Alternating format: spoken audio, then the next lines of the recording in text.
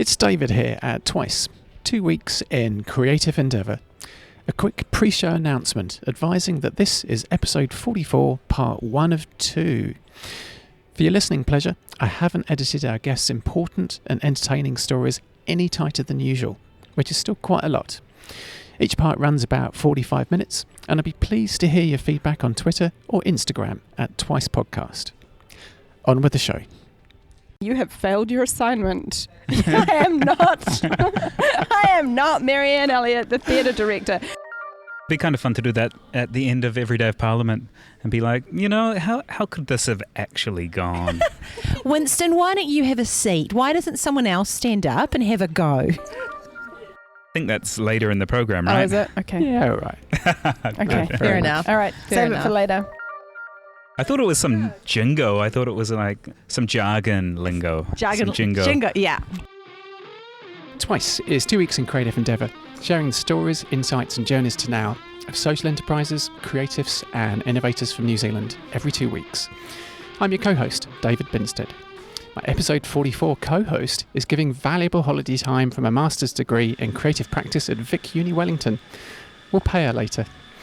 Performer and producer, improv teacher, festival director, people wrangler, and all-round amazing, gracious and generous talent. I'm stoked to welcome Jennifer O'Sullivan. Hello, that's me. That was a really lovely intro, thank you. Oh no, totally. We're kind of just telling it how it is. 2 weeks in creative endeavour is 2 each of guests, topics, co-hosts, refreshments and weeks. We're really grateful for episode support, sometimes in mysterious ways, from BizDojo Wellington, our Patreon patrons, and episode refreshment support from Annika at Tiamana Brewery. And we have some guests, because we are the co-hosts and we have guests with us. Really? Yeah. You organised some. Thank you. You're welcome. I just do so much for the world. But here's the first of our guests. Marianne Elliott is a mouthy introvert and word geek who helps rally New Zealanders to stand for truth, justice and a kinder way at Action Station, a new force for Kiwis who believe in a fair and flourishing New Zealand. Her background is varied. She's trained as a human rights lawyer. She worked in Timor-Leste, New Zealand and the Gaza Strip before going to Afghanistan, where she served in the United Nations. She's also one half of the team behind Loka Loka and Bokita. Hi, Marianne. Hi. Do you recognise that intro? Yes, I think I wrote it. Yeah, you did. I really liked it, so I wanted to use it. I wrote it for Jen's show. I know. Yeah. But I didn't read it on my show. I just posted it. There's nothing wrong with sustainability and recycling stuff, right? Oh, I appreciate it. It's good not to be asked to rewrite something you've already written. Exactly. Yeah. And totally. I just looked at it and I was like, I need those words said out loud. I'm going to do it. Let's do that. How are you? I'm okay. You're okay. Yeah, I'm How's okay. your day been? My day has been a little overwhelming, which is what life at Action Station is mostly like. Juggling a few too many things and feeling like I'm dropping half of them, half the time. But yeah, it's good to be here and drinking some beer and talking. But I feel like the things you do keep in the air, like other people would be just impressed to be juggling one of the things that you juggle. So if you drop something now and then, don't worry, someone else will get it. Yeah, thanks. I double booked myself for this slot. It's Oh. one of the things I did today. So, Well, yeah. we're really stoked that you're here then instead of at the other thing. I'm just being honest about that because I feel like sometimes people talk to me as though, oh, you're so amazing, you do all the things. And I'm like, sometimes I do them and sometimes I just them up because I'm trying to do too many things. And it's not actually something to admire to be too busy all the time. Like I think we need to be done with that as oh, I'm so busy, it's great. It's actually not. I saw something, I didn't read it, I just saw the headline that was about how being busy is kind of the new being wealthy. Like it's a status thing. Like it used to be you worked so that you had money so that you could spend it on things and show how powerful you were just by like how much stuff you had. And now it's like just by being so busy and so important, that's kind of the status thing. I think it's helpful to challenge that notion. I just don't know how to change my own patterns, but I'm working on it. Yeah. Habits, isn't it? Forming habits. Forming or habits. Unforming them. So Yeah. And also like establishing your boundaries and knowing which things you are comfortable saying no to. Because Yes. I find that it's really hard to say no to some things. Hey, I should introduce our second guest, who deserves a celebratory brew immediately, as he's just finished his PhD last Friday. Woohoo! Woo! Before we get to that, you should know that he's a very well-travelled and, amongst other roles, is or has been a pint puller, a media hack, teacher, editor, and university lecturer. He's also founder and lead for the Doing Our Bit campaign, advocating for New Zealand to double the refugee quota. Sometime surfer, which we'll ask him about in a minute. Home brewer and steel horse rider. 2 weeks in creative endeavour. Pleased to welcome Murdoch Stevens. I love it. I'll take it. That's me. Hi. Yay. Yeah. G'day. What is a steel horse rider? That's a bicycle. It's a a bicycle, right? bicycle. Okay. It's a steel horse. Okay. Is that what they mean in the song when they say on a steel horse I ride? That's a motorbike in that song. Okay. That's Chicky. Sorry to I'm a interrupt. Go cowboy. ahead. Yeah, Go ahead. Crosstalk is absolutely fine. Great. Okay. I have a question, which is, what's a media hack? He said journalist. Oh, you said media hack. You put that word in his mouth. That's amazing. Great. To journalism. Like really loosely. That's a lot of journalism sometimes. Yeah, I guess so. Yeah. Yeah. Anyway, how are you doing today? I think I'm doing good. It's not supposed to be a hard question. Well, Marianne did so well and was so honest. I was honest. Yeah, so I have to do something like that. No, I was doing really good, and then I remembered I'd forgotten some keys. No, I forgot that I forgot some keys, and then realized that I'd forgot them, and then had to do a mad dash on my steel horse across the city to sprint up to my bedroom at home and grab my keys out of yesterday's pants. Changed out of my Doing Our Bit t-shirt that I had worn and kept non-sweaty, which by that point was just... Not so good, right? Yeah, not such a statement. And so now, thanks to you guys, I'm feeling calm and relaxed again. Just got an opener for Marianne. What's your earliest memory of Mexican food? I think my first time I ever ate something that was called Mexican food, although now I'm not sure I would classify it as Mexican food, was when I was 10 and we went to Vancouver to visit some friends of my family who were New Zealand farmers. I grew up on a farm in the South Waikato in the Brethren community. And this family had gone to Vancouver to go to a Bible college, and we went to visit them, and they made us tacos for dinner. But it was, the kind with the hard shell that comes out of a packet, and then you fill it with grated carrot and grated cheese and Yes, this is one of my dad's specials. cooked mince, and I already was a vegetarian, so mine was filled with grated carrot and grated cheese. And that was my first experience of Mexican food. I thought it was delicious. I was like, oh, look, it's a crispy thing filled with grated carrot. So, yes, but my Mexican food journey has taken me far from there. What was the first thing you tasted that made you just go, oh, that's Mexican food? That would have been a fish taco with Lucas in California, probably about a decade ago. Yeah. And it was freshly made corn tortilla, straight off the griddle. They were making the tortillas, filling them and handing them to you in the restaurant. And I was like, oh, that's what it's supposed to taste like. And then we spent 6 years trying to replicate it in Wellington. Yeah. Do you feel you've succeeded? On a good night, yes. Yeah, it's just so many pieces we have to get working that don't come naturally in Wellington. It's a lot of pieces to that puzzle, but on a good night, I think we get it there. Yeah. I've still got tacos from the crowdfunder from Bakita. Ah. And I live 100 meters from it's it. just down the hill from you. I know, but sometimes I'm lazy, incredibly lazy, because you will make the food for me at Bakita. Okay, I need to tell you that we're now with Deliver Easy, so you can call them and they'll ride them up the hill to you. Oh my God, it's just like all your calls have been answered. That's no, I cannot do that. I'm so close. That's true. You are literally 100 meters away. The only way I will do that is if there's torrential rain and I'm sick or something. Yeah. Okay. Don't ever let me order. No. So Murdoch, truly, how painful was the PhD? I have very close, once removed, first-hand knowledge. I always think so. I think people like to talk. I have a few examples of people who say things that are worse than the PhD. So I remember a friend of mine saying, PhD was so easy after I gave birth to a child.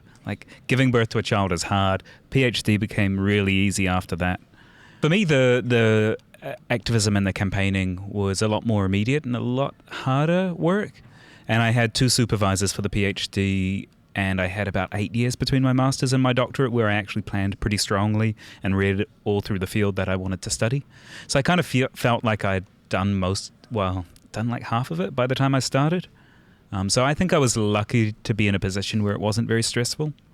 And no one really talks about that much, but I have chatted to a few other people who didn't have much of a problem. And I was really just lucky with some of I sort of had a structure to it where you could either keep going forward with it or throw the whole thing away. There was no middle ground of adjusting things because of the structure of that doesn't make a lot of sense without looking at the structure, but yeah, so there was pretty much all or nothing, and that made it kind of easy. There was no way to second guess much of it. I love this. PhD, kind of easy. It's kind of one of those oxymoronic taglines almost. Yeah. Relatively speaking, simple. It wasn't simple. It's hard work, but I love it. I love reading. It was a library-based exercise. I read books and I wrote about the people's opinions in those books. How would you sum up what the essence of what your PhD was? Well, the essence of it was I looked at 4 contemporary philosophers who value doubt and skepticism. So they're philosophers who are from the continental rather than the analytic tradition, if that means anything to folk. It's sort of how philosophy is divided. And they're also people who really value doubt. But there's also a tradition within that continental school of being part of political action. And to take some kind of political action, at some point you need to say something's true or close enough to true to take action based on that knowledge. So I was looking at how 4 contemporary philosophers had negotiated their doubt around climate change and came to a position where they could advocate for it. And that all came from my own personal tension of feeling like I don't study science. I don't know the science behind climate change that well. I know it a little bit, but I felt it was an issue, and I kind of felt like I knew it was enough of an issue that we needed to struggle politically on. And yet my sort of critical continental philosophy training should have been putting off all these bells like, hey, is this true? How do you know this? Shouldn't you be doubting? Shouldn't you be, critiquing? So yeah, I wanted to work through my own personal questions around doubt of climate change. Not that I doubted it, but also my personal feelings that it was like this momentous thing that will kill us all. I think I need to read this. Yeah. I struggle with this so much. I struggle with the fact that it is my practice to bring skepticism and doubt to every issue I work on, every project I engage in, and I don't know where that came from entirely, but it certainly didn't come from studying continental philosophers. But I think it's so inherent in how I approach things, and to hold that and be a campaigner is very painful sometimes. It's a very profound tension. And I find myself, I'm the person who we put something out and then we see the response from 7 people and my colleagues on the campaign are all like, oh, you got to fight them. And I'm like, wait a minute, I need to read everything they've said in case there's one thing in there that I haven't thought of yet. And maybe they're right. And it's exhausting. But then I think maybe it's better than not having doubt in this work. And I don't know. Anyway. I'd say absolutely. You need to have that doubt in there because otherwise, it sounds like every time you question stuff, you're making sure that you don't have any assumptions that are based on anything faulty. And if you've gone and checked them all and you've followed all your healthy doubt and skepticism, then when you do go, yep, this is right, you're so much more sure of it. It just doesn't last for very long. Right. Because that experience of being sure lasts until somebody presents a new piece of information or a new perspective, and in that instant it all comes back into question for me. And psychologically we're so complex as well. Like one of the thinkers I was looking at was talking about doubt or skepticism being like a bird of prey that's constantly hovering over you, and you people talk about depression, I guess, a little bit like that, and we don't have complete control over how we doubt and when we believe and when we don't believe. But I feel like people have different strategies for working with it. And I feel like some people's strategy for working with it is to set it aside and continue on the path that they've, and my And I feel like my strategy sometimes is maybe too much erring to the side of pausing my campaign for long enough for me to process that doubt. Anyway. Marianne, can you just briefly summarise what is Action Station? And if you can simply explain a very complex organisation, what it does. Yeah, well, Action Station is a vehicle. We use the metaphor vehicle because it sort of only functions and only moves when people get in it and help us set the direction of it. So we're a vehicle for New Zealanders who share certain values. They might not share all of them, but who share certain values about how they want our society to be organised around the protection of fundamental human rights, the promotion of sort of a flourishing environment and everything that lives in it, a transparent and accountable democracy, and specifically we have a set around economic fairness, which I would say is a subset of human rights, but we name it specifically because it so often gets left out of the conversation about human rights.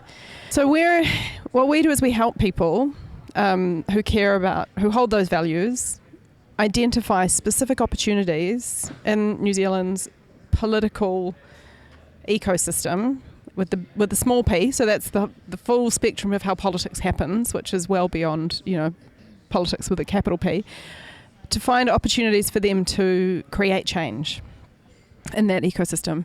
But we have a real interest in collective action. So that's our core kind of theory, is that we can actually point our society in the direction of a more fair and flourishing future for all of us and for the planet we love and the creatures that live on it, but we'll get there by acting together in collective ways. So what that looks like on a daily basis is that we're constantly consulting with our members about what are the issues of concern to them. We do that by reflecting back to them the issues that are about to have a hot moment, whether it's a hot moment because it's about to be a major decision made around a piece of legislation or around a policy, and we tell them, these are the issues you've already told us you care about. Here's an opportunity that's coming up that if we acted together, could influence the direction of this.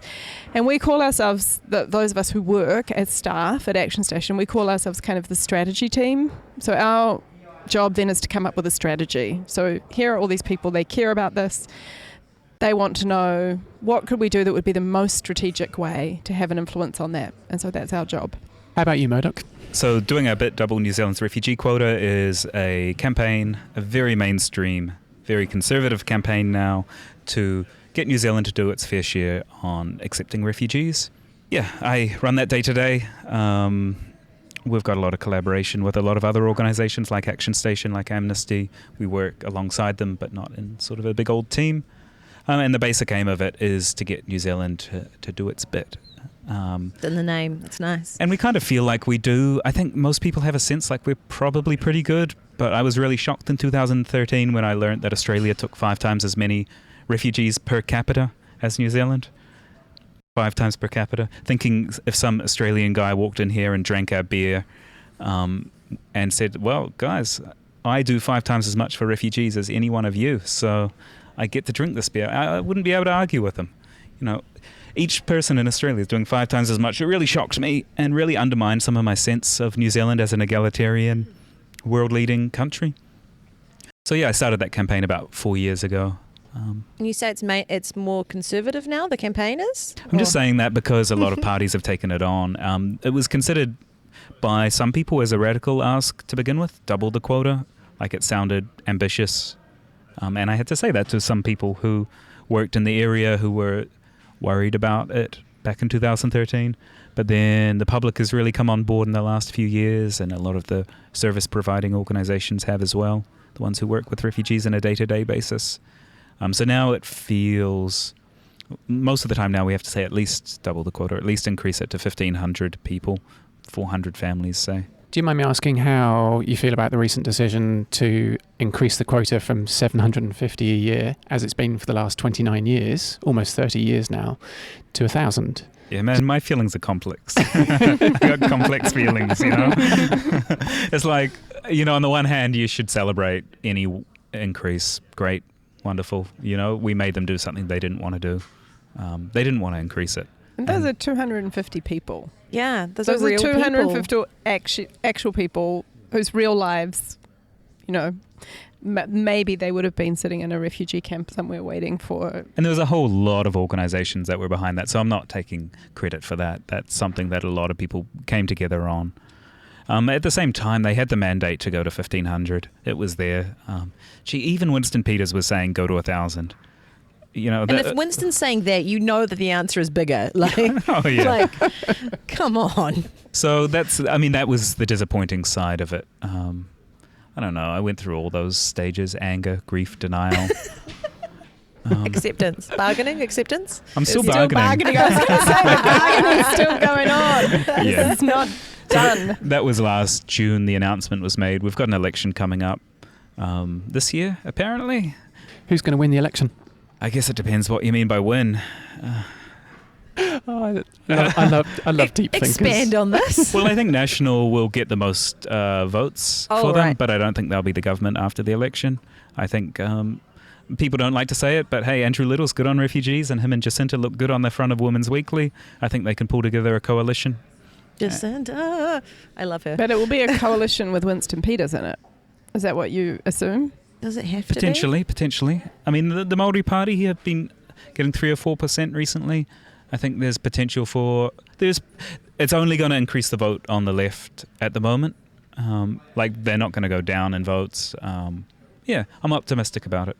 I'm remembering last election, I was involved in Destination Beehive, the show at Circa, which was a big sort of comedy review thing. And on the closing night of the show was election night.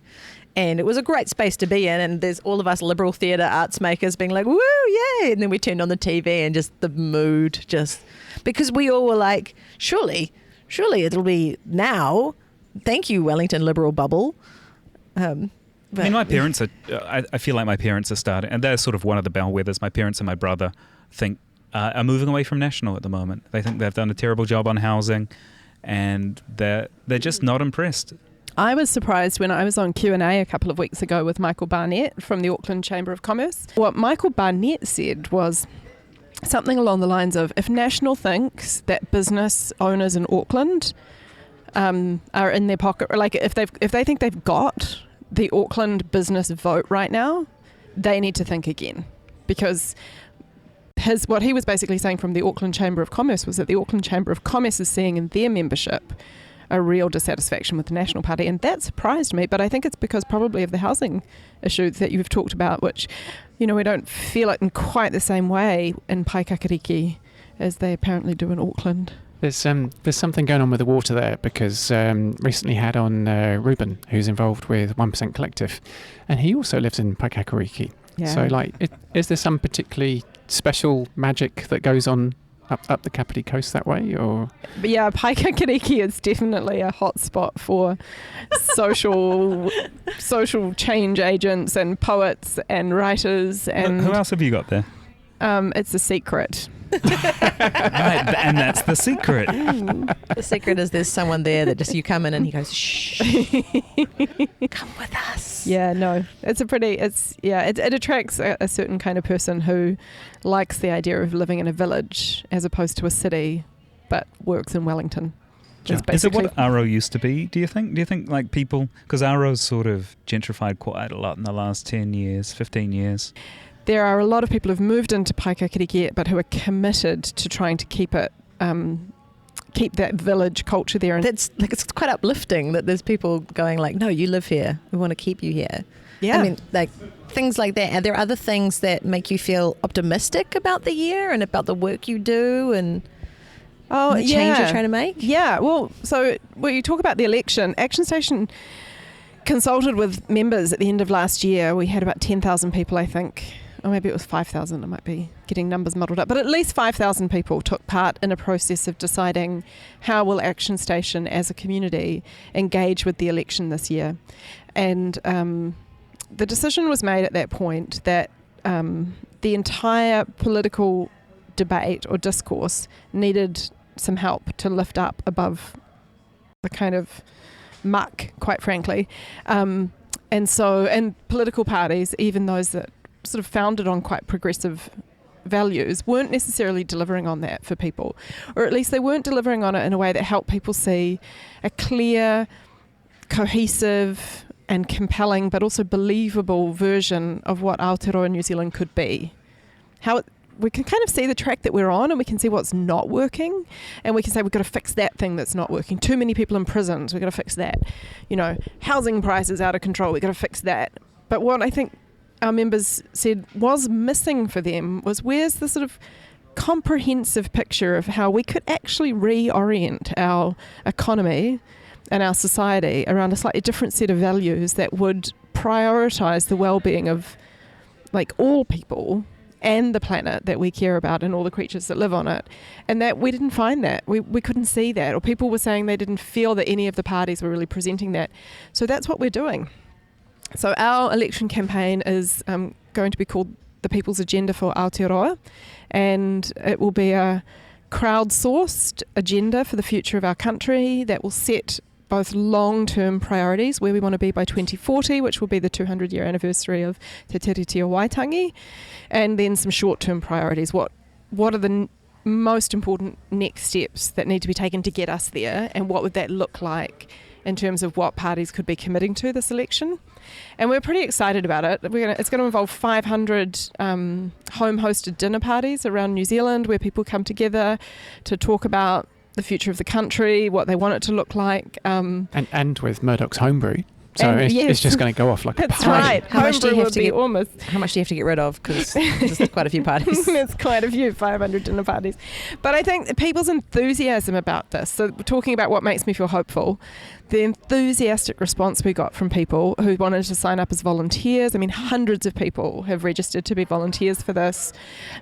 People want to be part of sort of reorienting New Zealand around a set of values that are founded in compassion and generosity and connectedness, and that's the future people want. They believe that we can get there, and they're willing to get involved in a project which is sort of devoted to getting us there. So that gives me a lot of hope.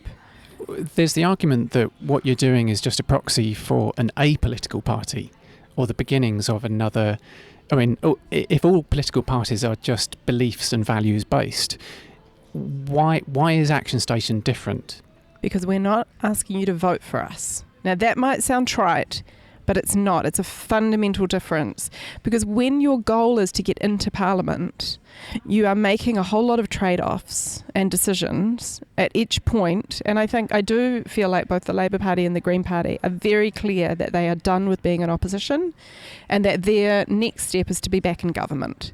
And so they are making decisions and choosing policies and orienting their messaging around what they think it will take to win your vote. And what they think it will take to win your vote might be slightly different to what a crowd of, 100,000 New Zealanders come together and express as the vision that they want for the future. And we're not here to get into Parliament. We're here to support New Zealanders to have their say and to influence all of those other parties. So I think actually fundamentally it is a difference. And I don't mean it at all in a critical way. I mean, I think that is the job of political parties, is to convince you to vote for them so that they can have the political power they need to then bring about the change. But it does affect the tenor of the whole conversation that we're having. It's kind of like a more wholesome version of a lobby group. Yeah, one of the things that we call ourselves is a lobby group for everyday people. Yeah. Because actually that's one way to think about what we do. How do you decide where you're going to put your effort and resource? Yeah, I think that is. So we've worked with Murdoch on the Double the Quota campaign, but at the same time as we were working on that, we were working on probably 10 to 12 other campaigns. So that, and for the first 2 years of Action Station's life, our strategic priority was to grow the community.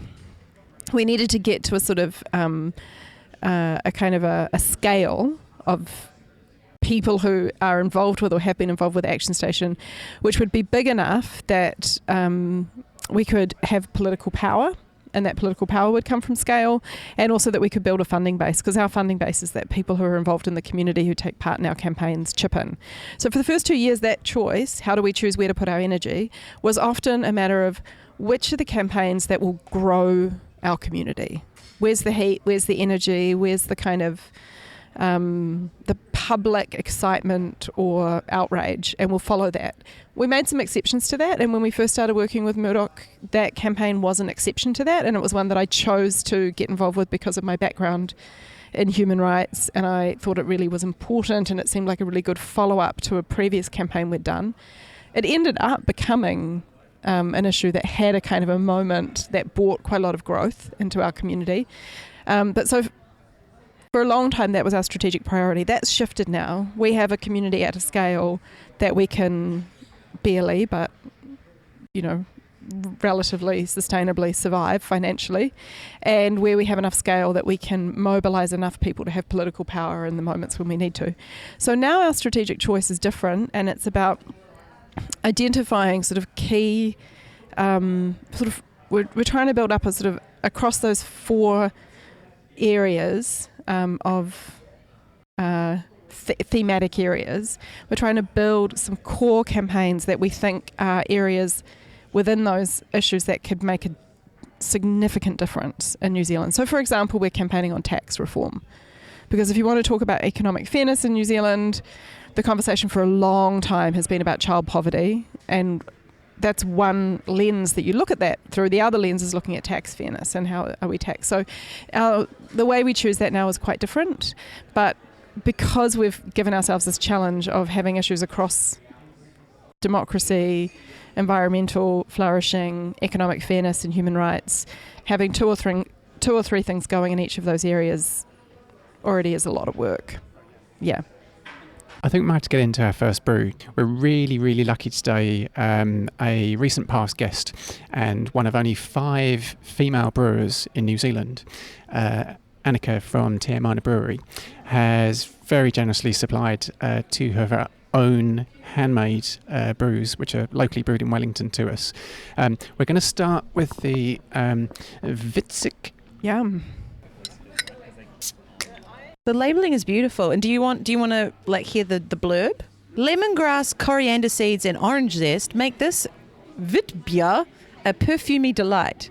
Witzig is made at lower temperatures than other wheat beers to keep the body light. Note the unique nose before taking your first sip. Prost. Cheers. Health. Yes. All right. I did note the unique nose. It smells really nice. It smells fabulous. And I could tell that it smelled of orange, but I wasn't sure what else. But it's the other lemongrass. This is one of the most unique beers of the 88 beers that we've tasted along the almost the last 2 years. And this one just completely stands out from a smell, aroma perspective.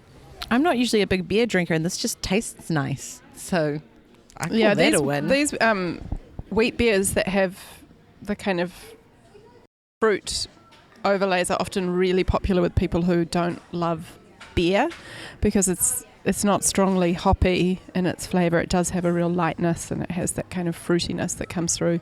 I love wheat beers, so... And I think it's a little more soft. Well, for me, it's a little softer in terms of there's not a huge amount of carbonation in it compared to some of the other Hefeweißes that I've had in the past, which actually redeems some of my own homebrews failures. I'm like, okay, it's not... It doesn't have to be super head. Sparkly. Yeah. Or I have a happy little head sitting on top of it. No, nice. The colour's beautiful, by the way. Yeah. How would really you describe the visual there, Marianne? A golden honey amber. Tiny bit cloudy? Yeah, Mine's a tiny bit cloudy. It's cloudier than yours, see? I'm really enjoying it. It tastes good. It's not making me make my beer face of beer, which means that I like it. And I also really like the name of Witzig, because Witzig, it reminds me of Fitzgig from The Dark Crystal, which is one of my favorite movies. So I'm going to give this 5 Dark Crystals out of 5. Which is a high score, but I don't drink very much beer, so I don't have a huge frame of reference. Also, I know Aunt Annie, and she's great. So awesome. Your beer's really nice. I like it, Annika. Sweet. Any comment on the label? Oh, the label's beautiful. I'm really enjoying the variations, because comparing that to this next one as well. I like that they're obviously the same brand but different colours. So you're like, oh, great, yeah. I suppose that's the point of labels. but it's working. I also really like that Tiamana is Germany in Māori. So that's why it's Tiamana Brew, because she's German. Yeah, so that's her thing, which I really like. I like it. 5 dark crystals. Happy days. How about you, Marianne? What do you reckon? Yeah, I'm really enjoying this. I do like wet beers generally, and I like this one a lot. I think it's a very nicely made wet beer. I like the lemongrass is a little bit unusual. Coriander is probably less unusual to find, and maybe the orange zest as well. I also like the label. It's not super easy to read the dark purple on the dark black on the dark browns. So yeah, I also am going to give this what I think is a very high score. I'm going to give it a 4. Excellent. How about you, Murdoch?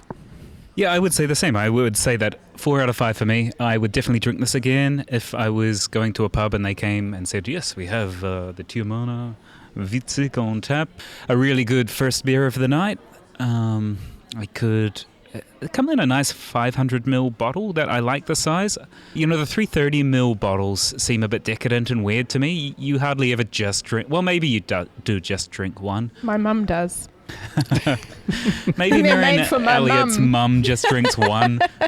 Hi, Marianne's mum. It seems kind of decadent to me. I like the larger containers. I like being forced to share it. This one, I just want to flag that I got an A+ and 100% lately. So just want to say that. Some disciplines. Just want to put it out there. And I got mildly put out by 14 out of 15. I was like, come on.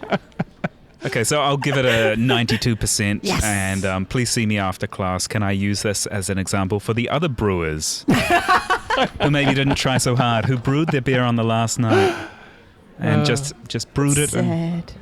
It's sad that some Stayed up people all do night, that. though. Stayed up all night to brew their brewing beer. their beer. Yeah. Loving that quote. Hey, my final view, I'm going to go 4.2. Like, you've gone to a decimal place. That's impressive. I've got 88 other beers to compare it That's with. true. You know. That's true. Really grateful thanks to Annika at Tiamana. Action Station as well is only 4 years young. Will be 3 years in July. 3 years in July. Whereas by comparison, Murdoch, looking back at some of your recent history, took some photographs in 2009, Afghanistan. Afghan people who were imprisoned in Iran. I took them as in I picked them up off the ground. So Wow. taking photographs in the most Luddite way, picking them up and removing them. They were thrown out. But Right. Yeah. Is it fair to pick on that point as a bit of an awakening for you, which has led towards this as being involved in this campaign, or am I way off track there? No, definitely. I'd always considered myself something of a political person and had been involved in a bunch of the communities in Wellington that were sort of doing things and protests and stuff, but I was never at the centre of any of that. And then travelling for a couple of years through the Middle East, I wanted to work out that kind of space between all the nice things that Lonely Planet had to say about Iran and all the horrific things that you saw on the news about the Middle East and Iran and Muslim people. And so I wanted to go to those countries and find out for myself. And just so happened that while I was there, I found an abandoned refugee prison in Iran. And it had been abandoned for 4 years, and amongst the broken glass and dust strewn throughout the prison were photographs of families who had been put in jail there because they didn't have the papers in order. And so these sort of haunted me for a few years. I took them, I picked them up off the ground and took them out of Iran and back here and started talking to some academics and photographers and archivists and people in the Afghan community in Wellington. And started sort of thinking about what it meant for me to have these pictures of all these people from years ago, and also what it would mean to do justice to the people in them, whether it was ethical to show them in public or not. Broadly how to do justice to people who you don't know. And so that was the link between, you went from there to the idea of going, I can campaign on this in New Zealand. This is something tangible I can do. Is that basically it? So I also, on the same trip, I lived in Aleppo in the north of Syria for 4 months. Oh, wow. So that was also boiling from about 2011, knowing that friends had to flee the country, either to avoid being dragged into Assad's army or was just killed. You were teaching English there, weren't you? I did a little bit of teaching English, and I was renting an apartment and just hanging out after 9 months of travel through India and Pakistan and Iran. So it was a way to relax a little bit. I actually started learning a bit of Russian while I was there because I was going through Central Asia on the way home and wanted to be able to communicate a little bit. So then I sort of came back, and we ended up having an exhibition after I talked to all these various people out at Pātaka in Porirua. And there I was still struggling with the ethical question of to show them or to not show them, and what would it mean. I got to the point where I was thinking, I'm not going to show these pictures. These people didn't consent to having their photographs taken. What good does it do to have a bunch of museum-going New Zealanders looking at them and feeling sad or blessed that they weren't in that situation? Yeah, is it just like tragedy porn or something like what? Who is this for? And so then it was talking to some of the Afghan people here in Wellington who were like, you know what? Like a couple of days ago, Afghan people crossing the border into Iran, 9 of the 17 people were shot to death. This stuff's still going on. Anything you can do to highlight the situation of these refugees and refugees more generally is really important. And then around the same time, I saw that New Zealand, this was around the time when New Zealand was deciding whether to lock up people who arrived by boat in New Zealand. Refugees do we even have many of them? No, we have none. But we have a policy in place for if they do arrive that we can send them to Australian offshore detention centres. Oh, how kind of us. That's going so well for Australia. Yeah, well, it's still on the table. We could send them there if we felt the need to. So it was around this time there was a New Zealand Herald editorial that was, kind of saying, oh, Australia, terrible people, terrible, terrible people. And right at the bottom of the story it said, but New Zealanders probably shouldn't feel too sanctimonious because they take 5 times as many people per capita as us. Just right at the bottom of the story, just as an aside. And I thought, holy shit. Shit. All the shits. You have to blank those out, right? No, shit. Anna Gunter, shit is not a rude word anymore. Well, I take that back then. I apologise. Do you want to use a harsher word? Go for it. Because I feel like it still suffices. It suffices. You could go hard out with this. I'm actually kind of a polite and meek person in a lot of ways. So true. He's way more polite than me. Am I? You are way more maybe. polite than me. Way more diplomatic. If we have to make a deal with somebody, I'm sending. No, if we have to make friends with somebody, I'm sending you in. If they need their balls broken, we'll send me in. Oh, really? I have some guys who need their balls broken. Can you do that for me too? Yes, I can. All right. It's David here at Twice, 2 weeks in creative endeavour. This episode intermission offers time to refresh with a nice cuppa, or stronger as preferred. Episode 44 Part 2 is at least as good, with our heroes Marianne and Murdoch working to overthrow the evil empire, or something like that. For your listening pleasure, I haven't edited our guests' important and entertaining stories any tighter than usual, which is still quite a lot. I'd be really pleased to hear your feedback on Twitter or Instagram at Twice Podcast.